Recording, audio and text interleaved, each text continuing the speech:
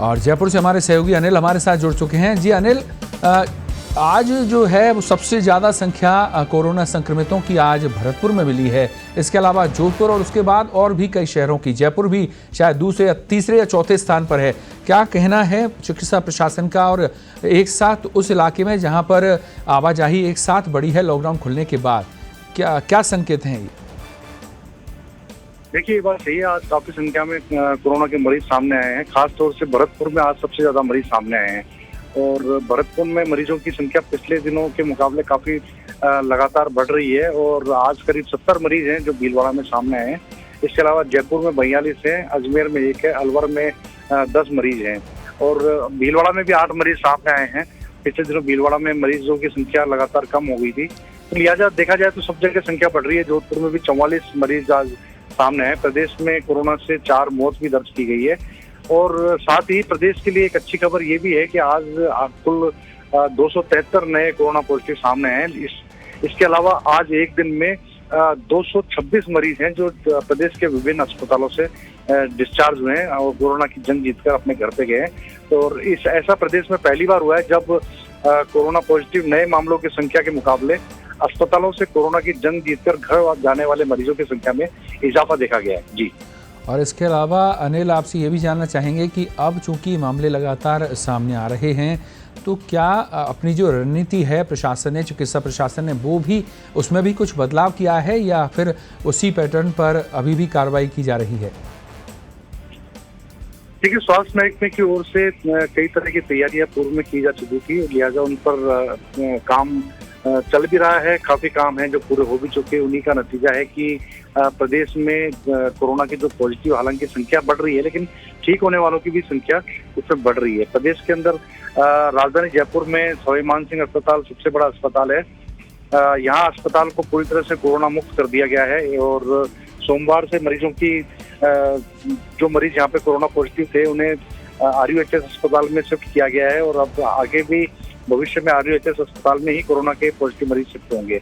इससे पहले जयपुरिया अस्पताल था, उसको भी कोरोना मुक्त किया गया है। तो कुल ये दोनों आबादी वाले इलाके में है दोनों अस्पताल और इन अस्पतालों के कारण मरीजों को काफी समस्या का सामना करना पड़ रहा था, क्योंकि कोरोना के मरीजों के कारण अस्पताल के आउटडोर बंद हो गए थे, ऑपरेशन थिएटर बंद हो गए थे। तो लिहाजा अब वो सारी व्यवस्थाएं शुरू हो गई। तो डॉक्टरों की ओर से, चिकित्सा विभाग की ओर से इस तरह के प्रयास भी किए जा रहे हैं कि जो कोरोना पॉजिटिव नहीं है उनको भी परेशानी ना हो और जो कोरोना पॉजिटिव हैं उनसे ये संक्रमण दूसरे लोगों में ना फैले, इसका भी प्रयास जो करें। जी। लेकिन जैसे जैसे अनिल जी जो व्यवस्थाएं बदल रही हैं, जैसे लॉकडाउन अनलॉक हुआ है और उसके बाद आवाजाही शुरू हुई है, ट्रेनों का संचालन शुरू हुआ है, बसों का संचालन शुरू हुआ है, तो जिस तरह की संकेत पहले से ही मिल रहे थे वही सब कुछ सामने आ रहा है। तो निश्चित तौर पर आप जैसा कह रहे हैं कि SMS को भी, जयपुरिया हॉस्पिटल को भी नॉन कोविड कर दिया गया है, तो वहाँ पर स्थितियों का आपने जायजा लिया होगा। क्या हालात हैं वहाँ के, क्या लोगों की परेशानी बढ़ी है या इससे व्यवस्था और अच्छी या मजबूत हुई है?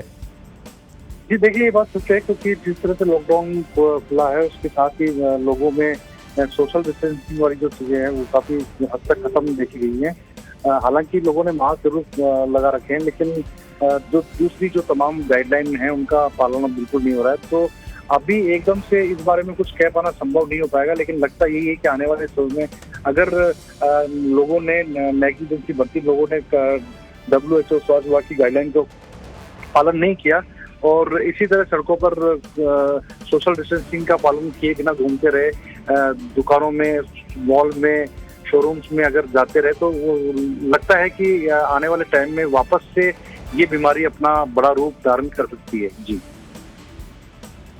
इसके अलावा और भी जैसा नवाचार कई किए गए हैं, क्योंकि प्रशासन को पहले से इस बात के संकेत मिल रहे थे और ये कहा भी जा रहा था कि जून में जो है वो बढ़े हुए मामले जो हैं वो सामने आ सकते हैं। तो उसको लेकर न सिर्फ राजधानी या बड़े शहरों की बात, क्योंकि अनिल जी अब छोटे छोटे गांवों में और कस्बाओं में भी ये जो मामला है कोरोना संक्रमण का वो सामने आ रहा है।